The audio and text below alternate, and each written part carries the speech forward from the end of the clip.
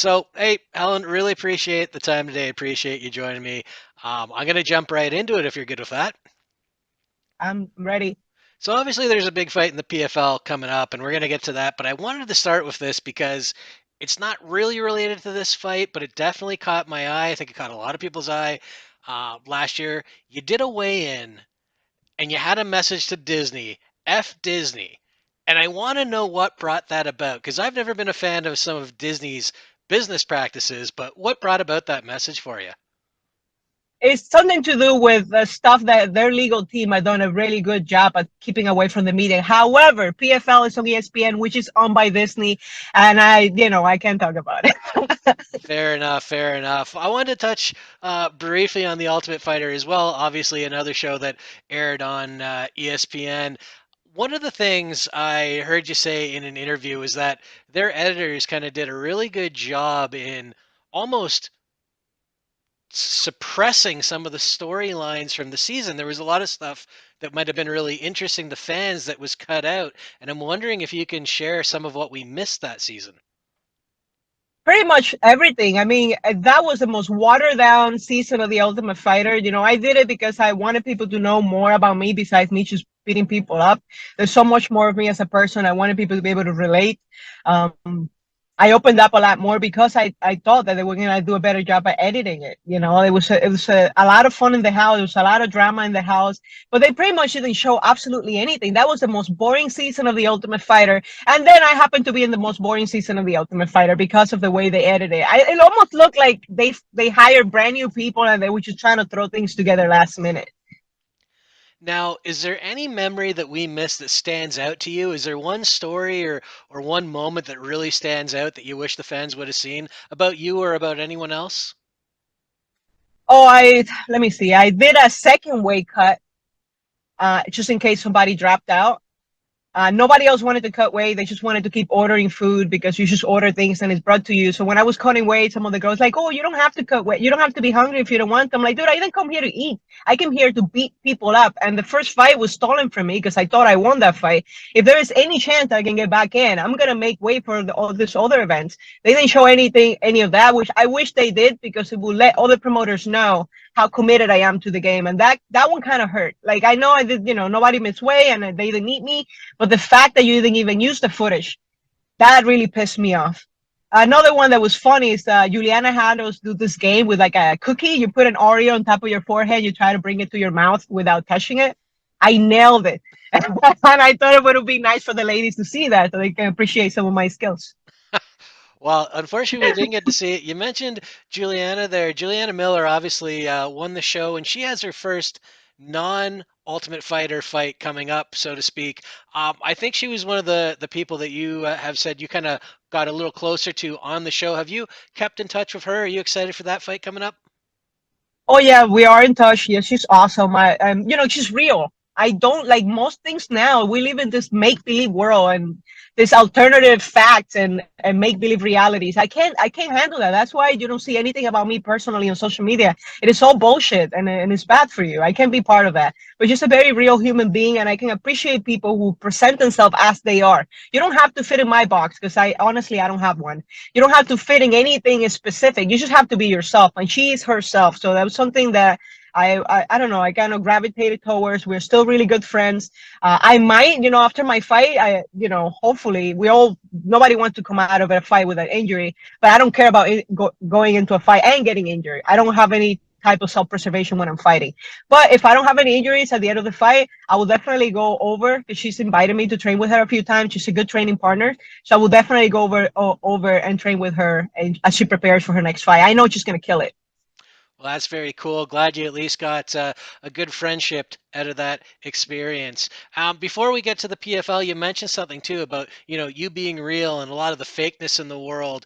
Kind of why you don't want to share a lot of yourself on social media. When you talk about wanting to open up more on a show like The Ultimate Fighter and get people to know you, is that kind of difficult? Is it kind of a double-edged sword because you're dealing with all the fakeness, but you do want people to know you? Exactly. Yeah, but that's why it was so much work for me just to be there. I feel like I got kidnapped for 5 weeks and got nothing out of it. But like I did a lot of cooking. I taught a lot of cooking classes to some of the other fighters, and I thought that was a side of me that people wouldn't expect, and I thought it would have been a cool thing for them to show out there. How chill I am, how comfortable I am uh, with other fighters. I don't take any of this like personally. This to me, I'm a professional. We can have lunch together and then fight at night and then have dinner afterwards. Like that's fine with me. Actually, that's how I bond with people. Like we just beat each other up and we're fine. Wow, very cool. Like I said, we're gonna get to the PFL Challenger. I will ask you one more. You said you're giving cooking lessons to some of the girls. What's your go-to dish? My go-to dish, because I grew up poor, it will be whatever was in the fridge. Because if that wasn't my go-to, then guess who's gonna be hungry? But Fair. I would call my style fusion cuisine. I just pick things that I like and I put them together. I don't care what specific cuisine it belongs to. I just bring all of this together. Different styles of cooking. Of course, I like to stay on the healthier side. Not so much because I'm an athlete, but it's like when you eat healthier, cleaner food, you can eat more, and I love eating, so that kind of works out.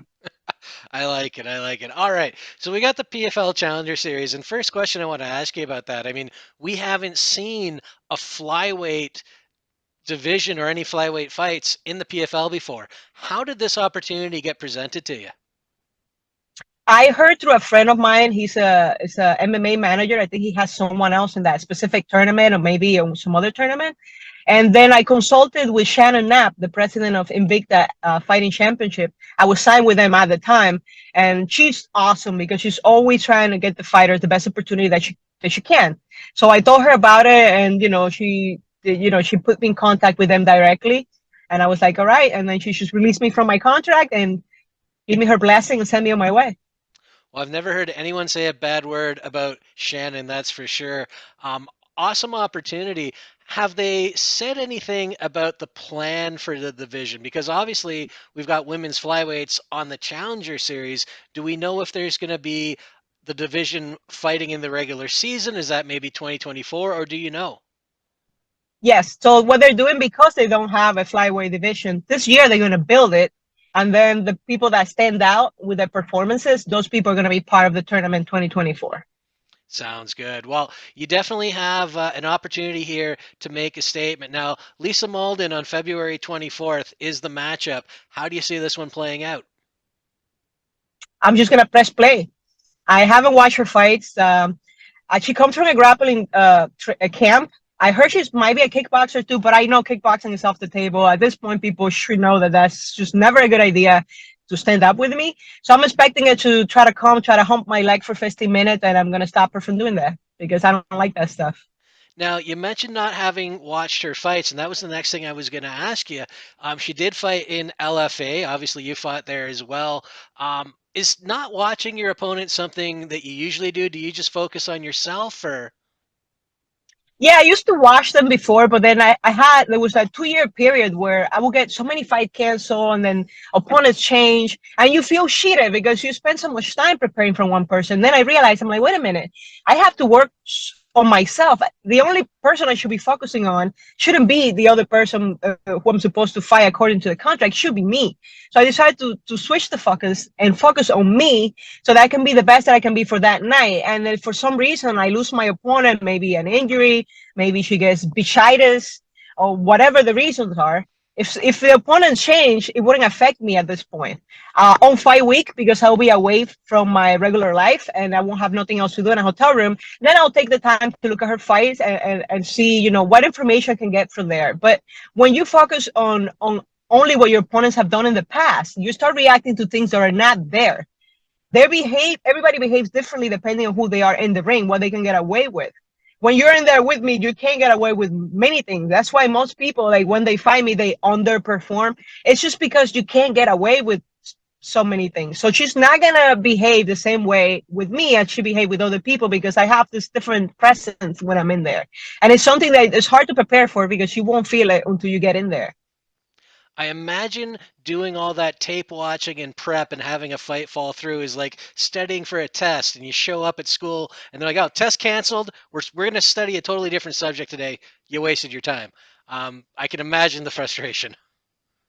Absolutely. And I'm getting ready for a tournament. So what better way for me? Best case scenario, I will just show up, you make a walk, and then boom, they release the other person and you find out who they are when they walk in. I think that will be so much better. We will have better fights, we will have less backouts, and fighters will become a lot better at their with their abilities, because instead of training to defend a single leg or defend the overhand right or whatever, you're training in general because you don't know who you're fighting. I think fighters will become a lot better, a lot faster if they didn't take the time to focus on just one fight at a time and all the cherry picking that goes around.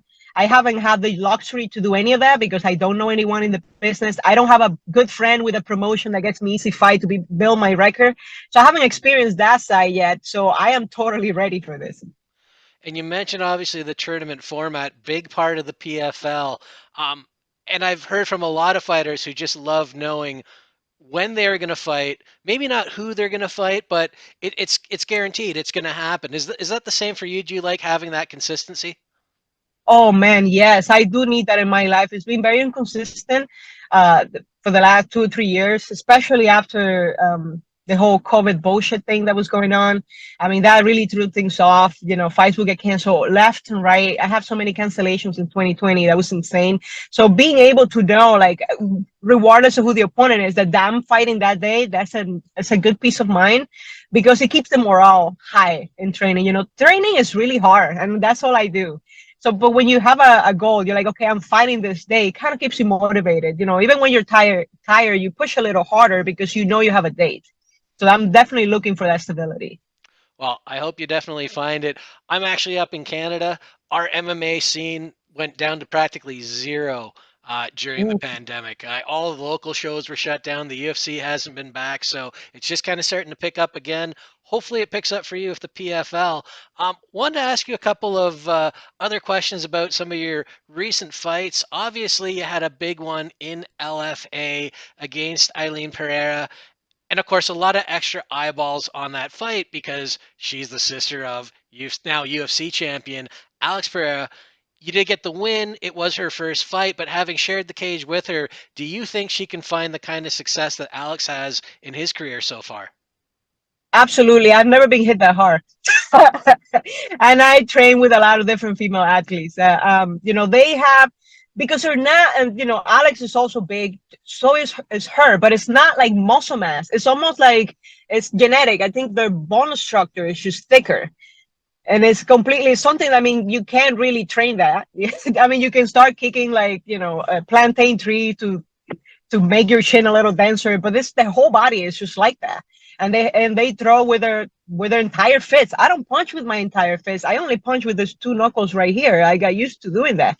They put a lot of effort into that. I think if she gets a little bit better in the grappling department, that girl is gonna go places.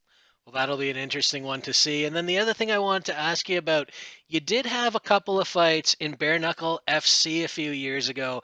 You went 2-0 into the promotion. Seemed like you were doing pretty well. Is there any chance at any point that you go back there? Oh, absolutely. I wanted to, but you know, they kind of shift their attention. At one point, when I first started, they say, "Oh, you know, if we just want people to go out there, fight their ass off, and we're gonna build them. We're gonna turn you into a star." But then they started with all the celebrity thing, and then the rappers and all this side shows because they want to increase viewership.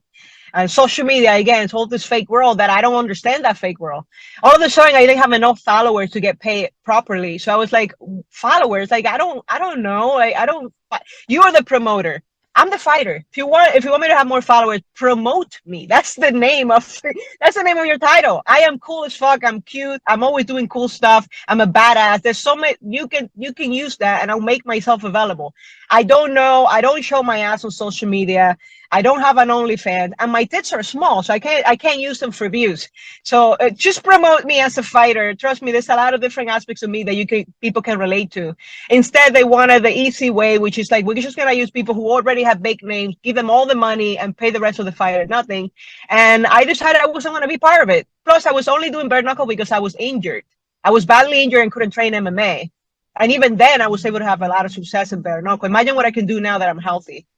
Absolutely. And it's funny that you mentioned that is the promoter's job, and it seems like some promoters, despite being promoters, are incredibly bad at it and just kind of luck out with the right fighters, or they latch on to someone with a big following. Is that one of the allures of the PFL as well? Because it's entirely sports based. You win, you move on. None of that matters. Absolutely. I love the tournament and the way they have the season. I love the structure. I love what they're doing. It's actually pretty cool. So I guess my last question for you, and again, I really do appreciate the time today, is kind of about that because you mentioned this year is going to be building the division and getting those flyweight fighters noticed in the PFL. So what's kind of the goal? What's the plan for the rest of the year? Do you kind of hope for one, two, or three fights down the line? How do you see this playing out? I hope they have an opponent for me right away after this fight because I do plan to show up. I don't know. I feel like there's being a change, especially after my last fight. I learned a lot about myself. So if they cannot keep me busy, I know that sometimes they'll let you do other things. Perhaps make a quick stop and bare knuckle and beat their champion once again, and then vacate the title again and come back to PFL. We'll see, But then, for us as professional, everything, our future is always hanging on our next performance. So I don't want to look past my opponent because I know she's a badass, because if she wasn't, she wouldn't be here. So I'm just focusing on this fight. After the fight, then we'll see what PFL has going on. I'm sure there's going to be a lot of fighters who's going to want to be part of this promotion. So I probably will have no problem fighting, within PFL. They should be able to fight to keep me busy. If not, I'm pretty sure we can figure something out. But I do want to stay busy. I love the sport. This is all I do. I do not have a personal life. I try not to get jobs. I'm doing DoorDash for pocket money and gas and to sponsor myself, because this to me is the kind of stuff that you don't want to be bad at. You want to be a badass, but you don't want to be bad at it. So, if you want to be the best, you're gonna have to do things you know, things that you wouldn't usually do. So I pretty much, this is all I do, and I want to be able to see something come out of it. Like, I finally want to get paid, and fighting is how you get paid. So I want to be busy. Absolutely. Well, Helen, best of luck on February 24th. Thanks again for the time today. Thanks again so much for opening up in this little interview. Appreciate it. We'll tweet it out to you when it goes live. I know you don't do social media, but you'll get a chance to see it. And again, looking forward to this and hopefully a women's flyweight division in the PFL very soon. That's right. Have Thanks a good day. again. You have a great day.